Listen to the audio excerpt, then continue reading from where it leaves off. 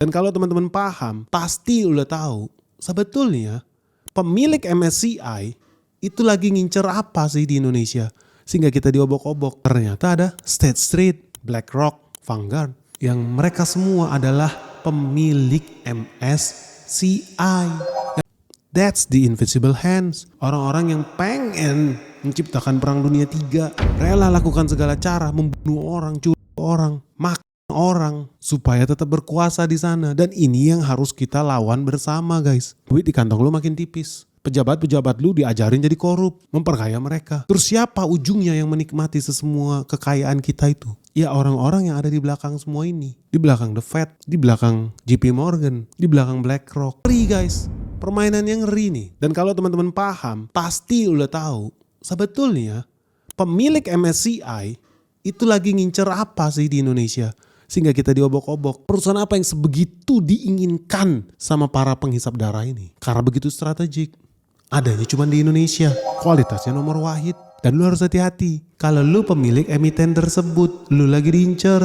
Ya ini pintu masuknya. Karena dengan itu mereka bisa mengontrol arus informasi lalu lintas di Turki, Laut Mati, terusan Suez. Terus yang di Indonesia gimana, guys? Dan kalau kita tidak berhasil memuaskan dahaga mereka, skenario 2 yang akan terjadi. Apa? Terus apa dong yang harus kita lakukan? Lu udah tahu dong apa yang lu harus lakukan. Ya betul, lu pemilik perusahaan itu. Kenapa? Karena satu yang jelas ya guys, sampai hari ini foreign sale di bursa kita itu jumlahnya masih kecil, masih di bawah 10 triliun. Tipis-tipis sampai ketemu target di skenario pertama Benix, outflow di 36. Yang namanya investasi di negara berkembang itu bagus, apalagi ke Indonesia peluangnya juga masih banyak dan bakal bertumbuh. Dan gue pun sangat-sangat yakin IHSG bakal balik lagi ke 9.000 gampang.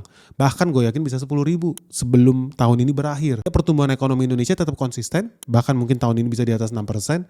Kita bisa nurunin suku bunga kita, nggak akan tercapai kalau masih ada orang-orang IMF di sana. Indonesia harus stabil, guys. Politik kita harus stabil. Jadi di sini pesan gue juga buat Presiden Prabowo harus lebih hati-hati nih dalam melangkah di sini. Karena yang sedang mereka incer bukan apa yang ada di depan mata, guys, tapi apa yang ada di belakang. Memenuhi persyaratan MSCI sangat gampang, cuma administratif.